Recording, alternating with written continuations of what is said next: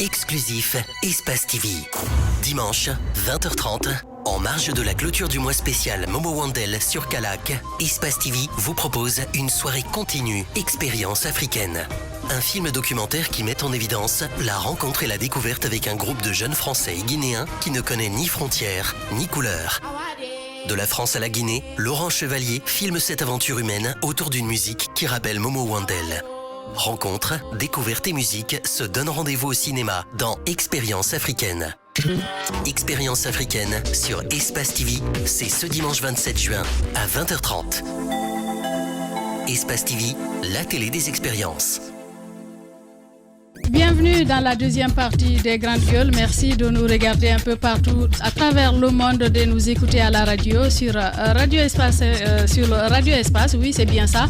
Vous nous écoutez à Kindia, dans la capitale des agrumes, sur Radio Espace Kania, mais aussi à Bokeh sur Radio Espace Kakandé et en Guinée forestière sur Radio Espace Forêt. Vous nous écoutez à Labé sur Radio Espace Fouta et sur la 99 du côté de Kankan dans le Bekan Diamana sur Radio Espace Kankan. Merci de votre fidélité. Merci à tous nos partenaires sur Fraternité FM. Vous nous écoutez du côté de Mamou et sur Bambou FM du côté de Farana. Soula Média relaie cette émission bien évidemment sur les réseaux sociaux. Les Grandes Gueules à retrouver après l'émission sur guinée114.com.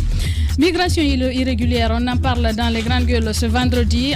On en parlait tout à l'heure. D'ailleurs, un jeune Guinéen est mort en détention en Italie après avoir été agressé par trois individus et arrêté par la police malgré les réclamations de soins suite aux violences qu'il a subies. Mamadou Moussa Baldé, 23 ans, n'en aura pas. Il ne bénéficiera pas des soins tant réclamés et perdra la vie dans des conditions obscures. Alors que les autorités italiennes parlent de suicide, des organisations de défense des droits de l'homme italiennes s'insurgent, vous avez dû le comprendre. Nous avons eu en première partie, bien évidemment, Madame Laura Martinelli. Tout à l'heure, nous aurons Tcherno Amidou Baldé, le frère de la victime, pour parler des conditions dans lesquelles la dépouille reviendra en Guinée. Et si tout va bien, bien sûr, il est là d'ailleurs, tout ira bien. On parlera également culture dans les Grandes Gueules de ce matin. La vallée de l'espoir, tenez-vous bien. C'est le titre du premier ouvrage de Moussa Doumbouya, connu sous le pseudonyme Petit Tonton, artiste, comédien et conteur depuis 2003. Il est aussi metteur en scène, très actif dans les projets humanitaires à travers les contes. Il apporte aussi la joie aux familles et aux enfants de certains orphelinats. Qu'en est-il de son ouvrage? Dans un instant, nous lui poserons la question, mais vous le savez, l'émission interactive et vos messages comptent. Bien évidemment, nous allons essayer de voir ce que vous pensez des sujets déjà évoqués ici, soit par Twitter. Nous allons partir soit sur Twitter ou voir vos différents SMS que vous nous avez fait parvenir. On va commencer par ce premier message. Bonjour les Grandes Gueules, c'est Zakaria Kamara depuis Koya. Je rejoins l'avis de Diba à propos d'espace. En plus, c'est que Antoine dit. Il dit que, bon, Antoine a raison. Moi, c'est Niabali. Cette interdiction officieuse d'Alpha Condé prouve à suffisance le côté obscur du bien-être des Guinéens. Niabali donc qui nous écrit, qui nous envoie cet SMS. Salam les Grandes Gueules, laissez tomber ces ministres, ils reviendront un jour car sans espace, la Guinée et les Guinéens se plongent dans l'obscurité. Longue vie à vous, signé par Yama de Petit Simbaya qui nous envoie donc ce message. Disons les choses telles qu'elles sont. Je suis fière de toi ce matin, Antoine. Il faut des gens sans langue de bois comme vous dans ce pays pour pouvoir faire avancer les choses.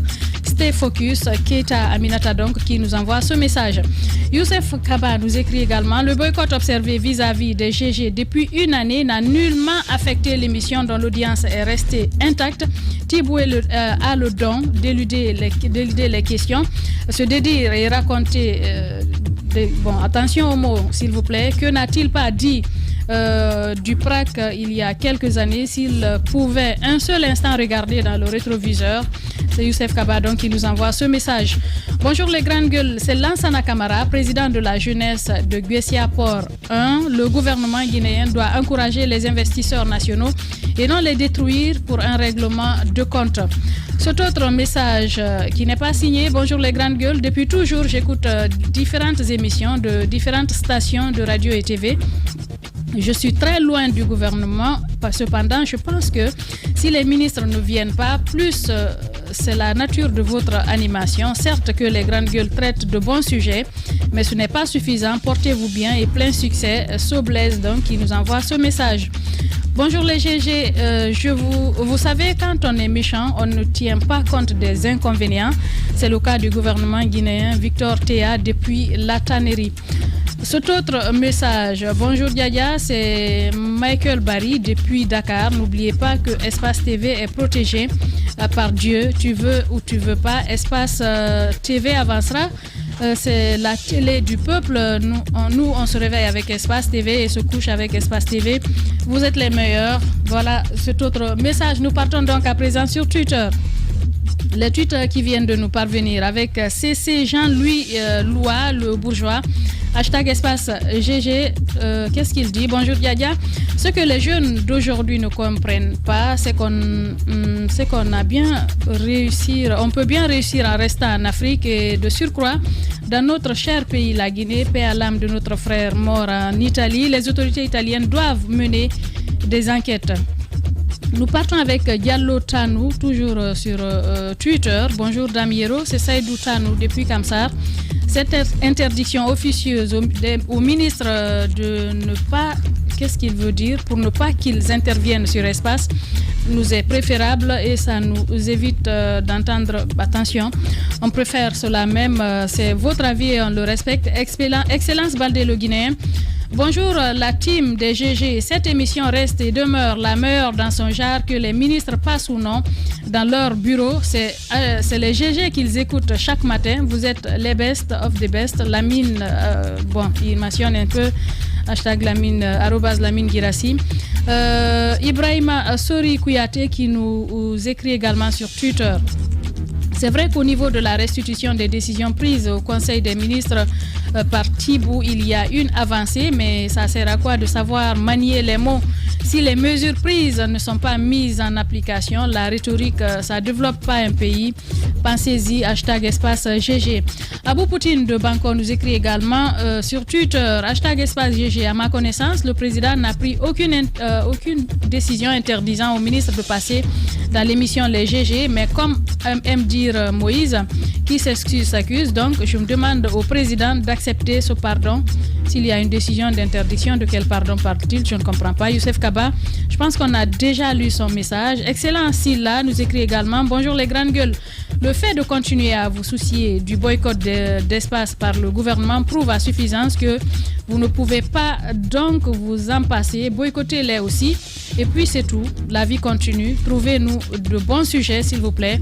Excellent Silla donc qui nous envoie ce message. Lucien Blémou, qu'est-ce qu'il dit? Les ministres sont dans leur droit de choisir dans quels médias intervenir, mais ils ont aussi le devoir de rendre accessible la com publique. De ce fait, ils ont le choix entre la communication tout court et une communication efficiente.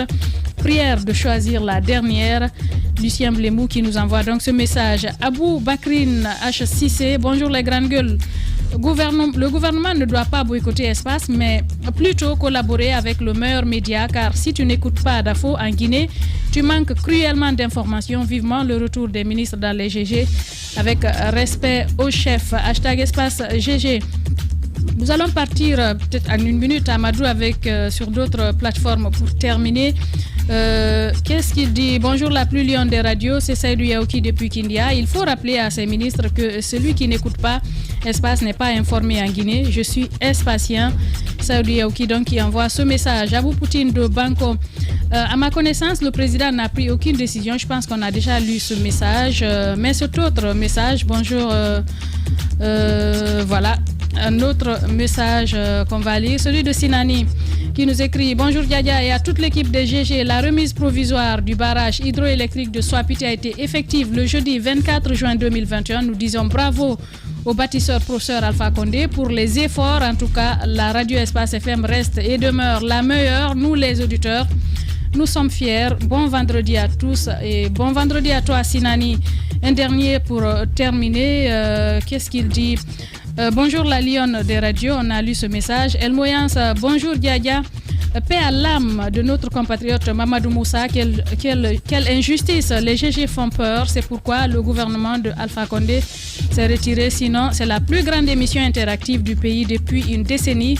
Voilà une raison stipulant que Dr Ousmane Kaba sera, qu'est-ce qu'il dit? C'est bien évidemment un militant du PADES qui nous parle ce matin. Merci à vous tous, merci pour tous ces messages. Nous continuons le cours normal de cette émission. Nous partons sur le terrain, Antoine Kourouma, avec le frère donc de Moussa, ce jeune homme qui est décédé du côté de l'Italie. Il s'agit de Thierno Hamidou Baldé. Il est en direct chez les Grandes Gueules. Les Grandes Gueules. Monsieur Baldé, bonjour. Bonjour. Voilà, on a suivi à l'instant le témoignage de cet activiste du côté de l'Italie. Dites-nous qu'est-ce qui est pris comme disposition pour les obsèques de votre frère. Présentement, d'abord, je remercie tout le monde. Et la famille, elle est mobilisée, les amis, les proches, pour réceptionner la dépouille demain samedi à partir de 20h. Et de là, on essaye de trouver des circonstances dans lesquelles nous pourrons l'envoyer dans une chambre froide pour que le dimanche matin, on puisse l'enterrer à Matoto à partir de 14h. C'est ce qui est comme problème. Bien, allez-y, Djibami. D'abord, avant l'enterrement, comment avez-vous accueilli sa mort? D'abord, il est passé par la mer avec tant de peine et il trouve la mort. Comment avez-vous vécu cette étape-là? C'est une douleur qui est vraiment très difficile à expliquer parce qu'il a quitté ici depuis 2016 dans des circonstances très difficiles en passant par la Libye.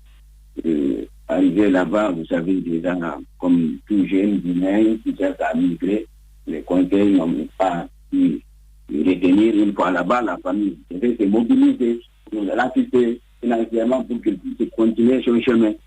Et arrivé, il a commencé à faire des études.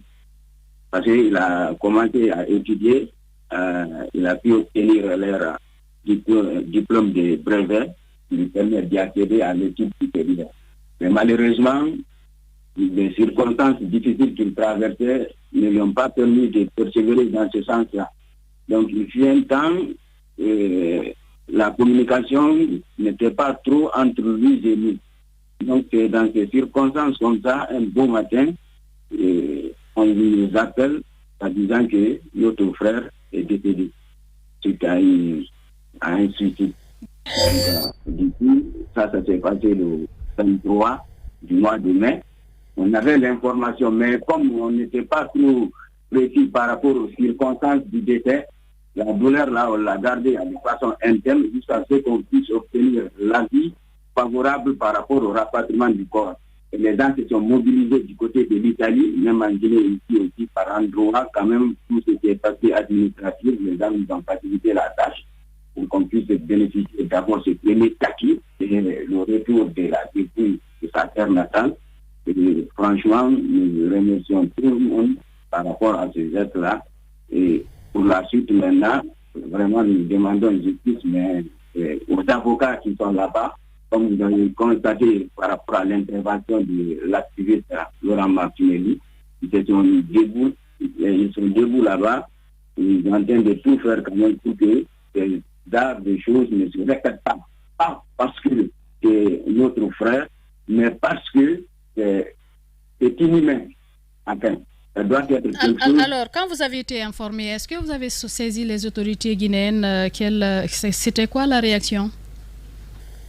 Bon, j'ai vu les autorités guinéennes directement, non. Mais quand même, je sais que le consul de la Guinée en Italie a facilité les démarches par rapport au rapatriement du corps. Bien. Thierno Hamidou Baldé, en tout cas, merci d'avoir accepté de répondre aux questions des Grandes Gueules ce matin. Maintenant, je peux ajouter un dernier point. Allez-y rapidement.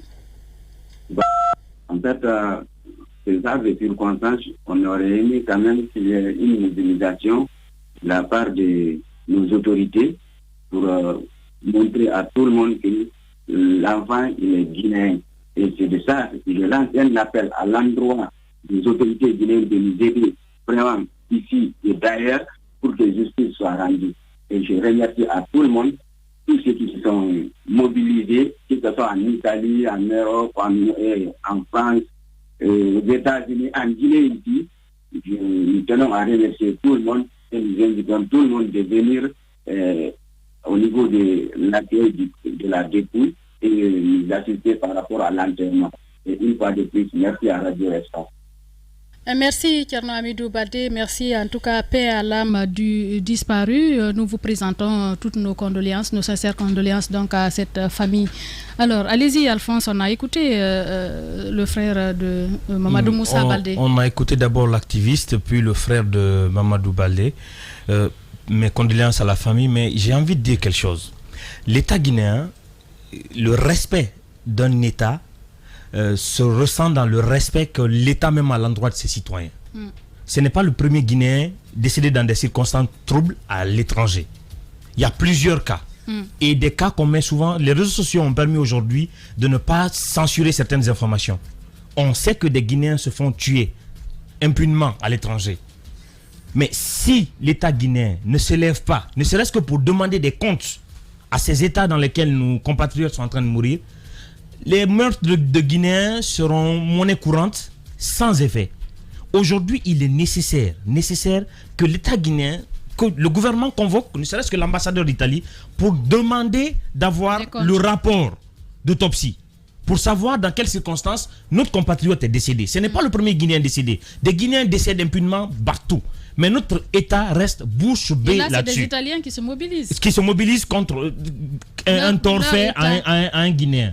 Donc il faut que notre État se fasse respecter en demandant des comptes à des pays où nos compatriotes se font assassiner. Parce que des Guinéens quand même ne peuvent pas prendre le risque de traverser la mer à cause des situations que notre gouvernement a contribué à créer ici et aller se faire tuer sans que ce gouvernement ne prenne la peine au moins de savoir qu'est-ce qui s'est passé. Quand votre enfant se fait taper dans le quartier, vous demandez qui l'a tapé et pour quel motif on l'a tapé. Demandez les rapports d'autopsie et demandez que justice soit rendue à vos compatriotes vivant à l'étranger. Des Guinéens ne vont pas à l'étranger pour mourir, ils vont pour s'en sortir. Bien, Alphonse Mara, en tout cas, la famille a tout notre soutien. Nous allons continuer donc cette émission. Cette fois, on va parler culture avec notre invité, Moussa Doumbouya, petit tonton, qui est déjà bien installé en studio. Bonjour, bienvenue. Bonjour à toutes et à tous, gloire à Dieu, notre Créateur, gloire aux ancêtres. Bien, on parle de cet ouvrage qui vient de sortir, La Vallée de l'Espoir. Pourquoi un tel titre? Alors, La Vallée de l'Espoir, c'est un livre de contes de contes populaires guinéens illustrés, remis au goût du jour pour les nouvelles générations. La Vallée de l'Espoir, dans l'espoir que l'Africain va se retourner à sa propre identité, l'espoir que le conte, qui est un élément essentiel de notre culture, va reprendre sa place dans l'éducation, l'espoir que vraiment on va être vraiment fier de ce qu'on est. Bien. Nous, on a été éduqués par les contes. Je ne sais pas si la génération de maintenant a cette chance, mais nous, à l'intérieur du pays... Non, mais la génération de maintenant n'a pas cette chance. Nous, à l'intérieur du pays, les soirs, c'était les contes avant de rentrer. Est-ce que... Mais Antoine, on n'a pas besoin d'avoir 40 ans pour vivre la belle époque. Nous, on a été éduqués par les contes. Est-ce qu'aujourd'hui, quand on regarde la morale de notre société, ce n'est pas parce qu'on a abandonné ces pratiques-là que notre société se pervertit?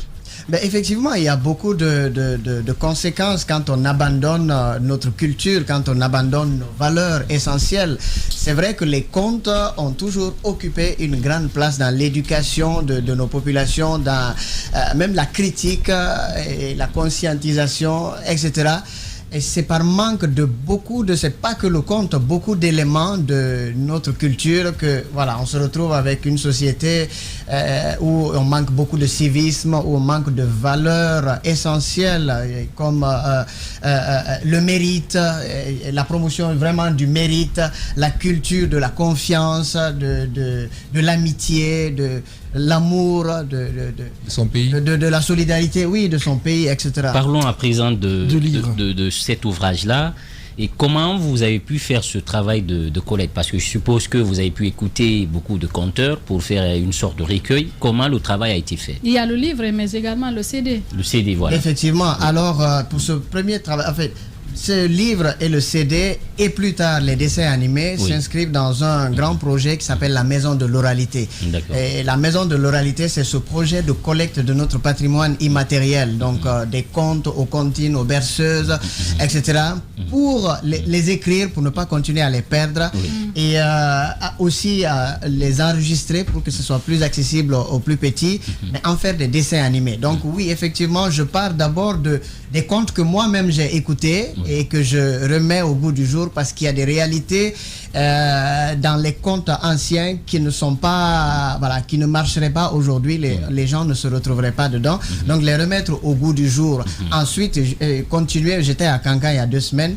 Continuer à aller collecter, à aller échanger avec des conteurs, des griots, même des vieux comme ça, des non-conteurs parce que nos adultes, comme disait mon frère, avant, tous les soirs, on éduquait les enfants avec les contes. Donc oui, c'est un peu comme ça. Alors petit tonton, moi la question que j'aimerais vous poser, c'est de savoir comment ce livre, La Vallée de l'Espoir, peut permettre de restaurer l'identité culturelle guinéenne et africaine. Alors c'est un processus, il faut bien commencer quelque part.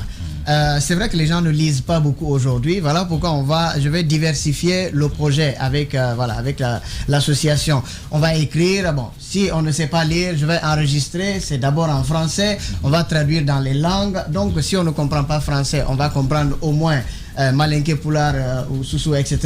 Et si on ne comprend pas les langues, on est en train de travailler sur les dessins animés.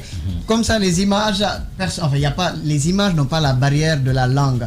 Donc c'est un début. Voilà, je dirais pas que ça va vraiment résoudre le problème, parce que quand vous tombez malade, c'est que la maladie a commencé petit, et à un moment donné, ça a explosé. Et quand on soigne une maladie, on ne prend pas un médicament tout de suite et on est guéri. Et donc il y a un autre processus aussi de guérison. Donc c'est un élément parmi tant d'autres pour vraiment essayer de redonner sa place à la culture.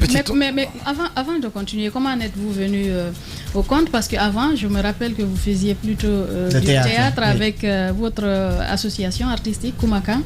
Et vous avez fait du chemin, notamment avec les contes, parce que vous êtes médaillé d'argent au 8e jeu de la francophonie dans la catégorie contes et conteurs. Sacré J Awards, les jeunes qui font bouger la Guinée. Comment vous vous êtes dit, il faut qu'on s'éveille, il faut qu'on revienne au conte? Alors oui, moi j'ai commencé par le théâtre, et après 15 ans d'expérience au théâtre, vous savez, dans la vie d'un artiste, il y a un moment qui arrive, qui a un moment de trouble, un moment où on est vraiment troublé, on a envie de faire quelque chose, mais on ne sait pas quoi. Et donc moi, entre 2015 et 2017, j'étais dans cette phase-là. Je me dis, je suis en train de faire du théâtre, mais qu'est-ce que j'apporte vraiment à la culture guinéenne? Oui, je participe au développement du théâtre guinéen, mais est-ce que c'est vraiment la culture guinéenne? Parce que on monte des textes d'auteurs européens, sud-américains, américains, asiatiques, etc. Et donc, en 2017, je suis présélectionné pour les Jeux de la francophonie en catégorie contes et conteurs, parce qu'avant ça, j'aime raconter des histoires. Et donc, je reviens des Jeux avec la médaille d'argent. Et à ce moment, je me dis, je tiens quelque chose. Et je réfléchis, je continue les réflexions, je me dis, le conte est un élément essentiel de notre culture. Est-ce que c'est pas ce que je recherchais là? Et c'est à partir de là que je me dis, moi, peut-être que je n'arrête pas complètement le théâtre, mais là, je vais vers le conte. Vous avez trouvé votre voie. Voilà. Alors, petit tonton, je suis un admirateur distant. J'aime beaucoup ce que vous faites, et surtout la nuit des contes, même si j'ai pas eu l'occasion d'y participer encore.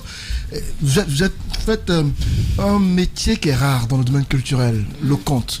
Dites-nous quel est le soutien dont vous bénéficiez pour arriver à vos fins aujourd'hui, et est-ce que ce n'est pas le manque de soutien dans le domaine théâtral qui vous a amené au conte? Moi, j'ai toujours, après les études, j'ai toujours fait du théâtre. Je peux dire que moi, j'ai eu la chance d'être dans des projets qui me permettaient de vivre de cela. Mais c'est vrai que oui, le théâtre n'a pas de soutien comme beaucoup d'autres domaines de la culture, mais c'est pas ce qui a fait que je suis allé vers le conte.